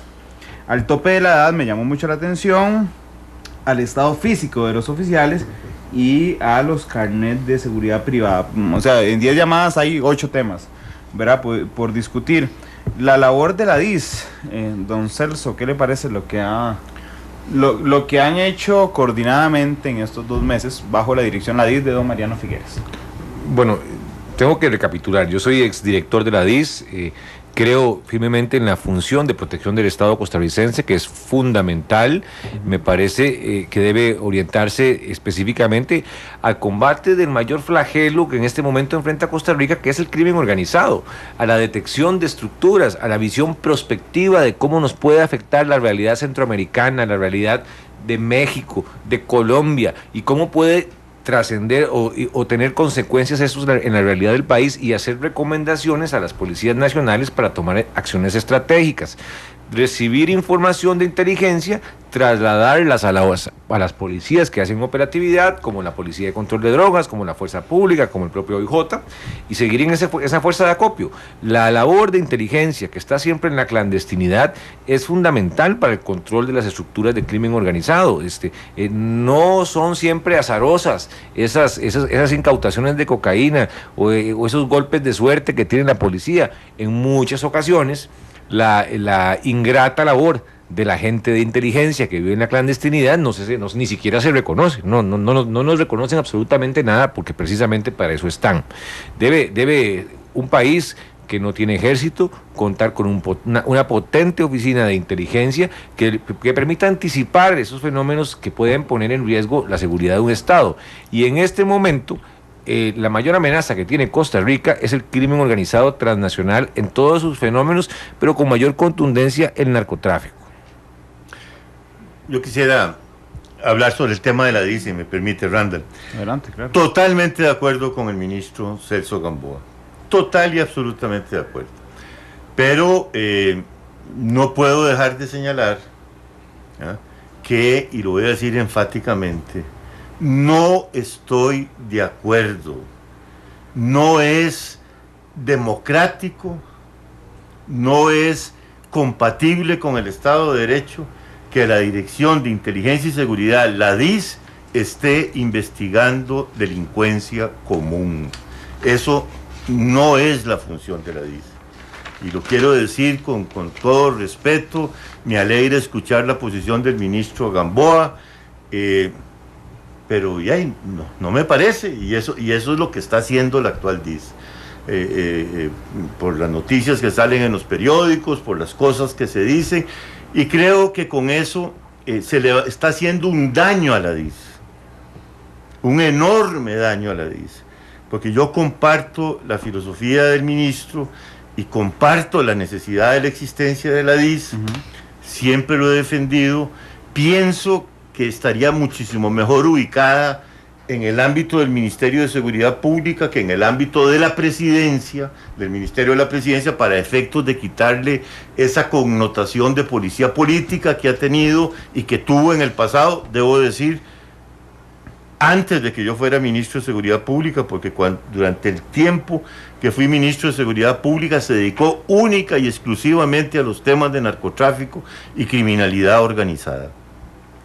Pero ahora me parece que hay un retroceso en esta materia y creo que es un punto que le está haciendo daño a la DIS, porque cuando se presente el proyecto que se dice que el gobierno está preparando para crear la estructurar y crear la agencia, bueno, se va a encontrar con una oposición muy fuerte en la Asamblea Legislativa, no solo de Liberación Nacional, sino del Frente Amplio, de varios diputados, incluso del PAC, sí.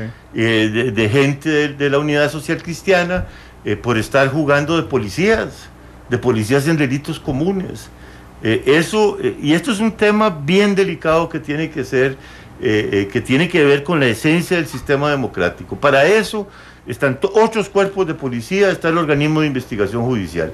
La DIS es seguridad del Estado, es narcotráfico, es crimen organizado y tiene sus contrapartes, que es la Policía de Control de Drogas, la Policía de Fronteras y por supuesto el Ministerio de Seguridad Pública a través de los organismos especializados. De hecho, lo digo con el mayor respeto, es un gran error lo que está sucediendo. Sí, de hecho, yo voy a decir algo en este tema. El tema de la DIS surgió la semana pasada cuando aquí en la segunda emisión de Monumental el fiscal general, hablando de la investigación del Ministerio de Cultura, bueno, a eso me refería, al fiscal se le salió, y sé que se le salió al aire con nosotros, decir, la DIS nos pasó alguna información. Ahí yo lo estaba entrevistando, alertamos, le pregunté inmediatamente, uno de nuestros analistas judiciales estaba escuchando, nos llamó, que es Igual Acuña. En la tarde en Matices agarramos una hora entera para analizar con Mariano Figueres, con Igual Acuña, con el fiscal general, llamó Ricardo Toledo, que fue exministro de la Presidencia.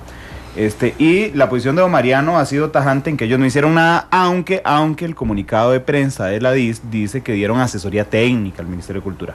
Finalmente, independientemente de lo que, porque nunca nos pusimos de acuerdo ninguno de los que estábamos hablando, pero independientemente, a mí me alegra mucho que el tema se haya puesto sobre la mesa, porque creo que le hizo un favor al país, porque si efectivamente se está dando asesoría técnica para investigar delitos comunes, que son los delitos de corrupción a los que se refería don Fernando como delitos comunes, pues estaría desnaturalizando la DIS, y me alegra mucho porque sé que en los próximos días vienen algunas columnas de algunos amigos politólogos que publican los fines de semana en diarios grandes de este país, que me han llamado ya para decirme, mira, lo de la DIS que soltaron ustedes en Matices lo quería utilizar hablando sobre la diferencia entre seguridad pública y seguridad del Estado o seguridad nacional. Así es que me alegra el tema de la DIS. Usted trabajó con la DIS muy de cerca cuando fue ministro, Celso fue director de la DIS recientemente. Seguridad privada, a mí nunca se me olvidó una conferencia de prensa que hizo usted, don Fernando, cuando yo cubría en la calle seguridad, y usted dijo, si aquí agarran a todos los oficiales de seguridad privada, nos golean a la fuerza pública. Creo que todavía es así, don Celso, ¿no? Hay una cantidad importante de oficiales que no han sido desinscritos. Digamos que alrededor figuran como unos 27.000, pero no todos se encuentran laborando. Lo que sí ha sido un consuetudinario abandono de la Dirección de Servicios de Seguridad Privada. Ahora yo estoy trabajando con algunas observaciones que me hizo la Contraloría General de la República, precisamente en aras de regular y establecer procesos para poder regularlas, para poder contenerlas y que se dé una inscripción correcta. Hay muchas que trabajan al margen de la ley. Hay algunas imposibilidades sancionatorias. El año pasado se publicó el reglamento, que me parece que es suficiente. Hay una nueva ley que está en el Congreso, a la cual pues hemos propuesto que se dictamine en forma negativa, sino que más bien nos dé chance de implementar correctamente el reglamento. Fíjese usted que el Ministerio de Seguridad Pública invierte nada más el 0.005% de su presupuesto en servicios de seguridad privada, y por supuesto que eso no alcanza para lograr la fiscalización correcta. Han existido criterios encontrados y diferentes o diferidos por parte de la auditoría, que dice que la supervisión de esa policía auxiliar no es una función de la fuerza pública, y entonces pone a civiles a supervisar a la policía auxiliar, que es los servicios de seguridad privada, cuando a contrario censo ya hay un pronunciamiento de la Procuraduría General de la República del año 2004, redactada por el hoy magistrado constitucional Fernando Castillo Víquez, en donde dice que esa es una de las labores, por supuesto que accesorias, del Ministerio de Seguridad Pública. Para ello ya se han destacado 44 agentes para que inicien una labor de supervisión importante sobre todas las agencias de seguridad privada, para ver cuáles están o no están en regla. Sumémosle a eso la directriz de no crecimiento, que ya tenemos bastantes años, no es de este gobierno, desde mucho tiempo atrás, en donde nuestra Dirección de Servicios de Seguridad Privada cuenta solamente con 2 abogados. Entonces hay que meterle el hombro desde otras oficinas para poder solventar las apelaciones, las inscripciones, y también lo interesante que nos hemos introducido al mundo digital con el tema del Control Paz, que toda implementación de procesos digitales genera primero mucha resistencia por parte de la persona que lo usa, mucha resistencia por parte de quien viene a servirse del sistema, ¿verdad? Y entonces eso nos ha generado un impasse que esperamos que con los procesos que estamos diseñando en este momento en servicios de seguridad privada nos permitan hacer una fiscalización más ágil de las policías privadas que existen en este país, para tener ese control que todo el mundo quiere y todo el mundo aspira, pero de ahí sí, en algunos casos se está dando a la libre. Bueno, voy a meter un tema que yo lo tenía ahí pendiente. ¿Cómo es posible que yo vaya manejando, ponga el GPS y me diga el teléfono, a 500 metros hay presencia policial? Recuerdo, usted, don Celso, siempre fiscal de Limón, fiscal de Limón, me acuerdo que usted dijo, ¿cómo es posible que un sistema me avise cuando hay policías a 500 metros? Eso es una herramienta, pero no solo es una herramienta, digamos, virtual, es que la gente que hace el reporte, que hay una patrulla, que me parece la misma irresponsabilidad cuando usted va manejando y los conductores que vienen le hacen luces diciendo, baje la velocidad porque hay un oficial de tránsito, porque eso es avisarle a la gente que está cometiendo faltas, ¿verdad?, que lo pueden sancionar. ¿Y cómo controlar esto? Todo el mundo tiene Waze, que estoy hablando de Waze particularmente, y todo el mundo ve donde hay patrullas estacionadas, ¿no, Celso? Esto es un tema hay una falsa solidaridad por parte del costarricense. Sí, claro. Mire, usted va en carretera por cualquier lado, que vayas al Guanacaste, y viene una persona de frente que usted nunca en su vida ha visto, que no conoce, y le hace cambio de luces. ¿Sí? Y le dice, si viene borracho, pare. Entonces, si la persona viene borracho, o si trae a alguien secuestrado atrás, o si trae cosas que se acaban de robar de una casa, por supuesto que va a tomar una ruta, va a parar o va a dar vuelta. Pero queremos niveles de seguridad, queremos compromiso con la seguridad, y yo he insistido que la utilización de la ubicación de presencia policial en sistemas como Waze es incorrecta y afecta a la seguridad ciudadana en el país. ¿Por qué? Porque no solo alerta a la gente buena, sino que la gente mala, muchos delincuentes que están especializados sobre todo en el tema de robo de viviendas, usan Waze. Cuando los hemos detenido, tienen el Waze abierto y saben qué ruta seguir para evitar la presencia policial, porque algunas personas siguen reportando en Waze la presencia policial y en otros sistemas de ubicación. Esto me parece que es incorrecto. Yo lo he dicho muchas veces públicamente que los controles están puestos en lugares estratégicos para agarrar a los maleantes. Esas ubicaciones que usted está reportando que hacen en carretera pueden hacer que recuperemos o no los bienes que se acaban de robar de su casa. Es que es un tema de responsabilidad, de involucramiento, claro, de todos. Claro. Es como la gente que compra, perdónenme la expresión tan coloquial, guaro de la frontera. evadiendo impuestos, ¿verdad? Es que es muy poquito, esto no afecta, ¿verdad? Pero en la medida en que todos contribuimos de esta manera hormiga, vamos afectando sistemáticamente todo el esquema de seguridad ciudadana, el esquema de solidaridad tributaria que existe, y al final exigimos los mejores resultados, pero no proponemos, no hacemos, tiramos la basura en la calle todavía. Y estos sistemas de tecnología tan útiles no deberían ser utilizados para ese tipo de situaciones. Sin embargo, ahora su Waze... legal, no hay medida, aprovechando que los dos son abogados, no hay medidas legales. No, en este momento no hay medidas legales porque es un problema de desarrollo tecnológico, pasa en los Estados Unidos, pasa en Europa, en todas partes. Es un tema cultural. El país debe saber, el país debe saber que la responsabilidad, todos tenemos parte de esa responsabilidad, la compartimos, y si le avisamos a todo el mundo, a quien no conozcamos, a violadores, a secuestradores, a asaltantes, a dónde está la policía, por supuesto que estamos ayudando a procurar la impunidad de esta gente. Por eso, nuevamente, gracias Randall por retomar el tema. No reporte presencia policial en Waze ni en ningún otro sistema tecnológico, por favor. Es que yo recuerdo, esta semana venía de Guanacaste. Yo odio que avisar, digamos, yo no le aviso a nadie eso, pero había un choque feo de un tráiler que se había volcado, entonces yo le estaba avisando a los conductores que fueran frenando porque había un choque. Entonces, donde le decía luces, todo el mundo me decía con la mano, gracias, pura vida, de decirme, gracias, nos estás avisando que hay tráficos. Pero y yo, bueno, no, yo a usted no lo conozco, no le voy a avisar. Bueno, pero ese es el espíritu de los ticos, ¿verdad? Y ahora con la Cele, cultural. Y ahora que la Cele también, pues usted le hacía ese cambio de luz, viva la Cele. Es lo mismo que señala Celso, que por supuesto yo estoy de acuerdo con ese contrabando de hormiga, especialmente de la zona sur, ¿verdad? Tanta gente que va ahí a la zona libre de Golfito y ahí se trae unos cuantos litros de whisky más o una lata de frutas, ¿verdad? Bueno, y el policía que los detiene lo madrean y dicen hasta el mal que se va a morir. Es parte de una forma de ser nacional que solo culturalmente se puede, con educación y culturalmente se puede combatir. Esto es un tema cultural, en efecto, un tema cultural. La gente cree que ese contrabando de hormigas no afecta, y en efecto afecta porque todos lo terminan haciendo. Avisarle a la persona, repito, ¿cómo puede ser posible que uno, sin conocer a alguien que viene de frente, le avise que la policía está ahí? Y si en la cajuela del carro que viene enfrente viene un secuestrado, viene una mujer violada, están matando a alguien, viene cocaína, simplemente dan la vuelta. Pero en Costa Rica sigue la costumbre de hacer el cambio de luces y ahora de ponerlo en Waze. Y por supuesto, para que sepan, costarricenses, los maleantes usan Waze. Allí tocó alguien un tema bien interesante que es el de los escáneres, eso para efectos de... Claro, don Jorge ¿Qué estás haciendo en eso, Celso, de los escáneres? Especialmente de frontera a frontera con los trailers, ¿verdad?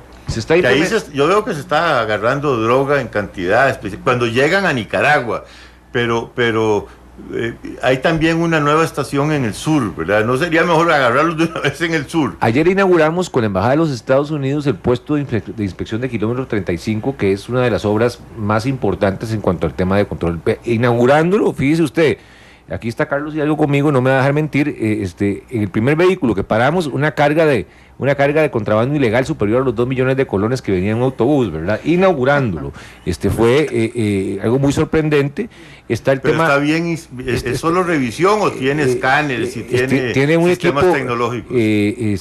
Se me va el nombre en este momento, pero le permite geotérmico, medidor de densidad, perdón, la palabra es que se me fue, un medidor de densidad. Otras cámaras que se insertan en los compartimentos de los vehículos que le permite al policía poder ver e inspeccionar si no hay nada oculto en algún compartimento, etcétera. O sea, es alta tecnología que fue donada por los Estados Unidos, una inversión de más de $1.200.000 y que nos ha dado réditos importantes. Ahí están los escáneres que nos donó China, que también están ahí, que fueron donados al Ministerio de Hacienda, que estamos en su proceso de implementación. Ya hay como 3 o 4 años de estar en ese proceso de implementación. Sin embargo, ya aparecieron algunas personas que dicen que no se pueden usar porque hay que pagar un riesgo de salud, porque eso tiene radioactividad, y hay una serie de cuestiones salariales que han impedido al Ministerio de Hacienda lograr ubicarlos y acomodarlos como debe ser. Tenemos 4 años de tenerlos y no se usan. No se usan, precisamente porque están embodegados. Porque es una tecnología. Porque es una tecnología. Sucia, es que genera radioactividad o algo. No, En tesis de principio no, sin embargo, es parte de los alegatos de las personas que dicen que no saben cómo operarla y que que operar un mecanismo, un sistema de estos implica un riesgo laboral extra que tiene que ser reconocido a través de una remuneración salarial y no estamos para pagar más, que son temas que en la administración pública hay que lidiar con esto día a día. Es como que le diga a Randall que ahora él tiene que operar el Twitter también de Monumental, entonces que diga que hay que pagarle $1,000 más porque tiene que operar en el aeropuerto, Twitter. la gente que hace los escáneres, que opera los escáneres, no creo que les pague más. Me explico. Claro. Entonces, yo creo firmemente que Costa Rica debe apostar a esos esquemas tecnológicos. Sin embargo, cuando usted hace inversiones en seguridad, suenan escandalosas. Pero yo creo que ninguna inversión en seguridad es una inversión que se va a tirar a la basura si se le logra sacar el rédito. Estos escáneres van a permitir ubicar sobre todo temas de contrabando, no son tan importantes, no son tan útiles en el tema de detección de cocaína y otras cosas, pero sí en productos que están evadiendo el fisco, que van a ser muy importantes.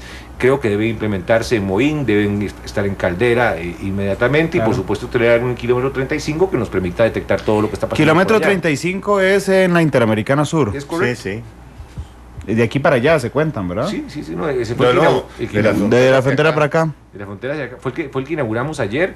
Sí. Y le repito, es una de las mejores inversiones. Son puestos, ahí está la Policía de Fronteras instalada. Esa es la apuesta.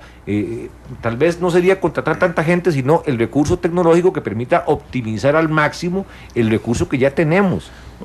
Otro tema, como que tengo interés y no salió ahí, pero me siento un poco padre de la criatura.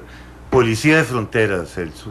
Yo le atribuyo una importancia fundamental, fue el eje de toda mi acción como ministro de Seguridad. Sé que pusiste a Walter Navarro como jefe de la Policía de Fronteras. ¿Cuántos hombres hay? ¿Cómo está la Policía de Fronteras? ¿Cuál es el concepto? ¿O no se ha nombrado a Walter ahí? ¿Cuál es la situación real? Porque para mí es básico, no solo en temas migratorios, sino también en temas de lucha contra el narcotráfico, de seguridad nacional, la frontera norte, la frontera sur. ¿Cómo está el tema de Policía de Fronteras? Bueno, en este momento se crea el programa de Policía de Fronteras como uno más de los programas de la Fuerza Pública, así como está Vigilancia Aérea, Guardacostas. En este momento no tenemos director formalmente nombrado. Walter Navarro participa en el proceso de formación de los agentes que van a incorporarse a esa policía. No está liderando el proyecto, está bajo la responsabilidad de Juan José Andrade en este momento y de Alan Obando. Sin embargo, yo tengo que reconocerle a Walter Navarro su innegable trabajo y apuesta hacia empujar esa idea, esa excelente idea de promover una policía de fronteras que debe por supuesto resguardar la soberanía del país en los lugares más sensibles. Solo ayer que estábamos en Paso Canoas, estaba hablando con Domingo Cruz, hablábamos de 1,200 pasos ciegos que tiene la frontera con Panamá. Así es. Situación que lo mismo que puede estar pasando con la frontera allá en el lado de Peñas Blancas, ¿verdad? Más todavía. Ya viene la apertura de tablillas y por supuesto que ocupamos una policía muy potente. El gobierno de los Estados Unidos ha apostado, ha invertido bastante en la formación de nuestras y nuestros agentes. Allá en Nuevo México hemos ido a formar bastantes personas. Ya tienen hasta su propio uniforme, se distinguen de los demás. Es muy importante que sea un uniforme diferenciado. Es un cuerpo de oficiales élite que precisamente están destacados para combatir el tema de trata de personas, crimen organizado, narcotráfico, y detectar cualquier tipo, sobre todo lo que está pasando en el norte, de anomalía que pueda pasarse con el traslape de los mojones en nuestras fronteras, que ha sido un problema que también usted conoció, que han conocido todos los ministros, y esa vigilancia constante que debe haber, sobre todo en el sector norte, con la apertura de la ruta 1856, que nos da un rango de acción muy amplio, y pues tenemos que fortalecerla. La apuesta ha sido hacia ellos. Hemos sacado bastante dinero para invertir en una policía de fronteras. Solo el último año casi 10,000 millones de colones para meter infraestructura, para meter vehículos y dotarlos de las mejores condiciones, porque sí, es una idea excelente. Celso, nos preguntaba un oyente, José, sobre el tope de edad para convertirse en policía. Mire, el tope de edad es relativo, sin embargo, nuestro Departamento de Recursos Humanos nos habla de 37 años de edad, por el promedio de jubilación, por el promedio de rendimiento físico que pueda dar. Es fundamental la prueba física que se haga en la sección de reclutamiento, el examen psicométrico que se hace, y ahora hemos incorporado el estudio de vidas y costumbres que nos permite descartar o aprobar a algunas personas que hayan tenido en el pasado comportamientos irregulares. Algo muy parecido como lo que hemos hecho con los permisos de portación de armas. Si usted se ha dado cuenta, en el pasado no se negaba la aportación de armas. Ahora, con solo tener antecedentes, no condenas, sino que antecedentes por violencia doméstica, por delito contra la propiedad, por narcotráfico, y otros más ahí por el estilo, no se renueva el permiso de portación y no se otorga, en el entendido que en Costa Rica es un privilegio portar un arma, no un derecho, y el Estado se conserva esa potestad, que vamos a darle armas. ¿Ya los llevaron a la sala? Ya me llevaron a la sala constitucional 5 veces, y las 5 veces hemos salido airosos, y estamos promoviendo una sociedad responsablemente armada, porque es irreal pensar que vamos a desarmar Costa Rica, eso no va a pasar, pero sí un uso responsable y unos tenedores responsables de las armas de fuego, que es lo que estamos buscando. Por ahí vamos. ¿El estudio de vidas y costumbres se hace solo al ingreso o se va haciendo frecuentemente durante se la hace vida al policial? ingreso, pero vamos observando a los policías. Hay muchas formas en las cuales sus jefes, sus propios compañeros detectan comportamientos irregulares. Abrimos la línea 800 denuncia, en donde hay mucha gente que nos da información anónima sobre comportamientos irregulares de policías, incrementos patrimoniales extraños. Mire, ahí hay tantas formas de saber las cosas que hacen. Por ejemplo, el tema del Facebook, ¿verdad?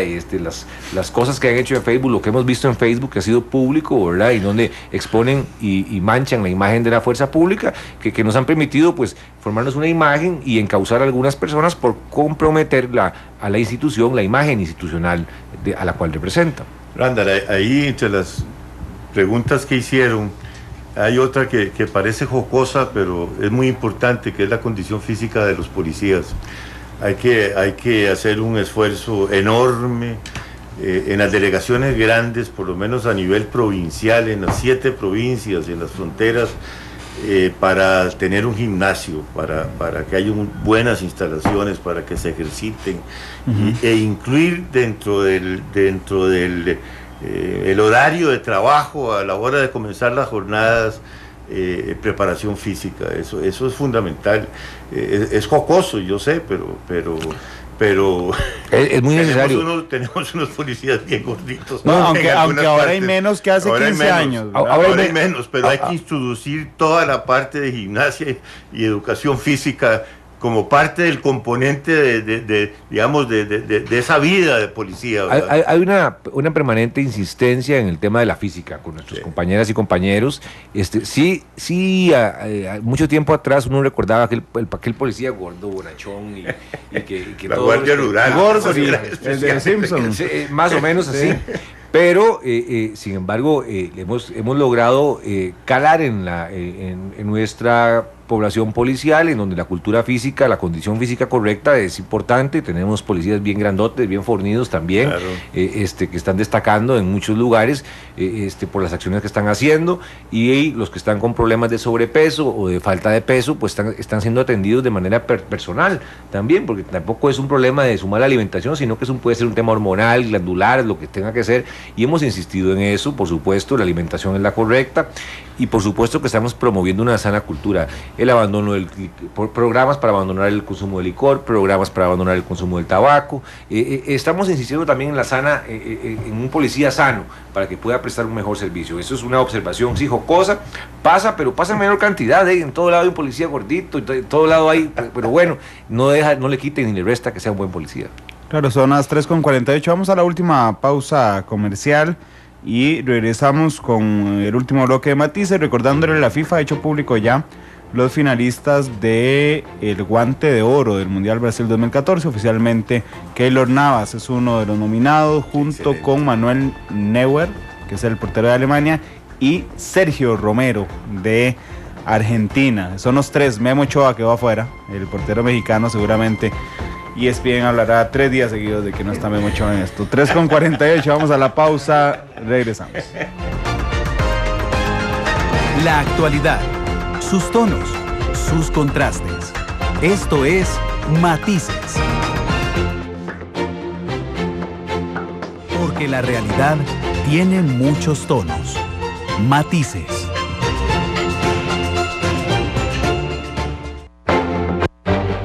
Todos los colores y puntos de vista se mezclan. Llegamos a las conclusiones en nuestro Arte Final.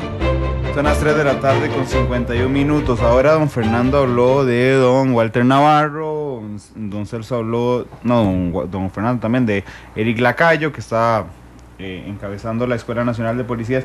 Hay un policía que yo admiro mucho a través de los años y me parece una persona muy preparada, y es don Carlos Alvarado, el exdirector del ICD. Don Celso, ¿él tiene alguna...?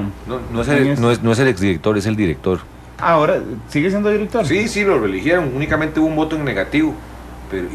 Me alegra mucho entonces. Me alegra mucho porque la última vez que hablé con él estaba pendiente. La reelección no sabía, y me alegra mucho. Creo que es una persona muy, muy valiosa dentro del Instituto Costarricense sobre las Drogas. Que ese era el otro tema con el que quería cerrar en estos 3 minutos.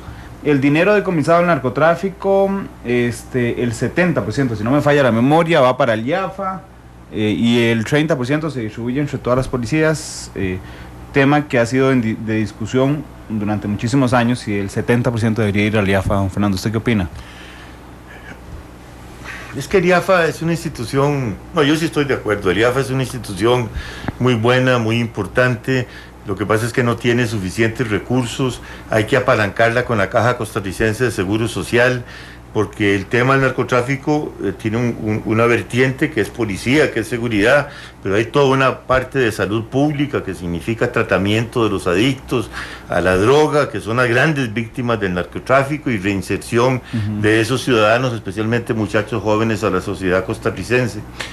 Yo creo que eso es importante. Lo que me parece que no esté resuelto, no sé si estoy atrasado de noticias, tal vez el ministro Gamboa nos puede decir, es una ley para toda esa cantidad de propiedades y carros y furgones y cuanta cosa se le decomisa al narcotráfico, que no se pueden vender rápidamente.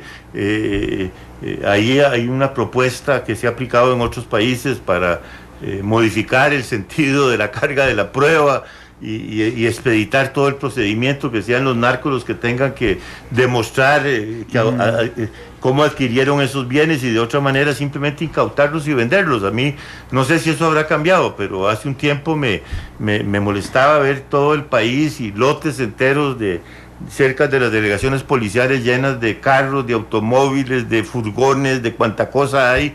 Y todo eso debería revertirse rápidamente y transformarse en recursos efectivos para la lucha contra el narcotráfico, pero no sé en qué punto estamos y si la ley pasó o no pasó, o está en trámite. Creo que estaba en sala cuarta y tal vez está en sala cuarta, no sé francamente. Por el tema pero ese es un punto capital en la lucha contra el narcotráfico. Usted se refiere, don Fernando, precisamente a la ley de extinción de dominio. Así es. Es un punto en el cual se trabajó desde que...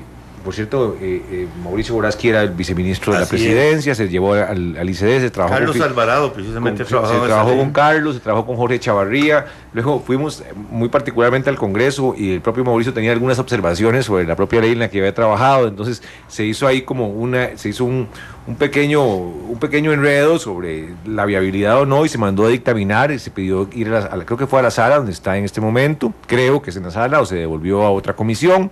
Sin embargo, sí es importante. ¿Por qué? Porque Costa Rica hemos desarrollado una estrategia contra el crimen organizado, específicamente el narcotráfico, que va en 6 vías. 1, la parte transnacional, en donde nos hemos convertido en los mayores incautadores. 2, la parte nacional, en donde hemos desarticulado en este momento más de 120 estructuras criminales. 3, la violencia que genera el crimen organizado. Hemos reducido la tasa de homicidios, aunque hemos logrado observar cómo aumentan los homicidios por sicariato y de personas relacionadas con droga. 4, la corrupción que genera el crimen organizado. 5, el lavado de dinero producto de las actividades de crimen organizado. Y 6, el más importante que la barranda del que hablaba usted, la prevención del consumo. Tenemos que concentrarnos en que esos recursos que prevé la ley 8204 deban ser destinados más allá que a la represión, a un tema de prevención del consumo, a reducir la demanda, la demanda del consumo de drogas, para que la oferta no sea tanta como está en este momento, y como reitero, y como lo ha ordenado el presidente Solís, apostar a la prevención para no tener que reprimir personas. Y es una idea con la cual todos los que estamos inmersos en el mundo de la seguridad coincidimos. Prevenir antes que reprimir. Gracias a los dos por estar aquí. Excelente trabajo, lo vuelvo a decir. Un privilegio, don Fernando, para mí igual, admiración y mi respeto para usted. Y al presidente Solís por haberlo nombrado ministro de Seguridad Pública. Un honor. Gracias a los dos por estar aquí. Regresamos el lunes cuando ya Alemania sea campeón mundial. No digas, yo voy con Argentina. No, bro. Bueno, pero es lo único que queda de América Latina. Se va a enojar Fede Cruz. Sí, Fede Cruz y doña Miriam deben estar furiosas porque yo voy con Alemania. Pero bueno, voy con Alemania. Regresamos el lunes con horario normal de Matices de 2 a 3:30 durante el Mundial.